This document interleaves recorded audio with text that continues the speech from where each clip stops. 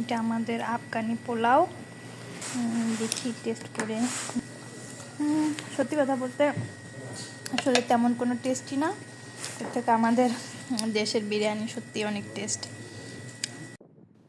বিদেশের মাটিতে বসে দেশের খাবারের প্রতি একটা আলাদা রকম টান কাজ করে। তো দেশের খাবারের স্বাদ তো আর বিদেশের মাটিতে পাওয়া যাবে না। তো একটা বিদেশি খাবারের স্বাদ নিতে চলে আসলাম আমিনা হালাল রেস্টুরেন্টে। চলুন দেখা যাক এখানে কি আছে। এই যে ভিতরের পরিবেশ তেমন বেশি একটা গোছানো না। এটা একটা আফগানি রেস্টুরেন্ট মোটামুটি। দেখা যাক খাবারের মেনু কি আছে। এই যে আমাদের খাবার চলে আসছে, 2টা বিরিয়ানি, আফগানি বিরিয়ানি, আর হচ্ছে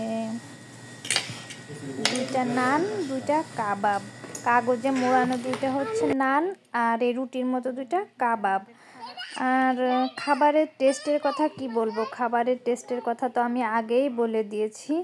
আসলে দেশীয় খাবারের স্বাদ অন্য কোথাও পাওয়া যায় না।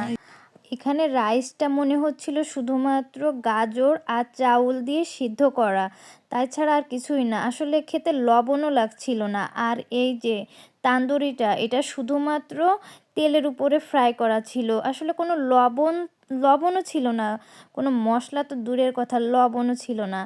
আসলে আমি জানি না যে আফগানের মানুষ এমন খায় কি না। শুধুমাত্র হালাল রেস্টুরেন্ট আর বাঙালি মানেই বিরিয়ানি লাভার, তাই বিরিয়ানির স্বাদ নিতেই এখানে এসেছিলাম।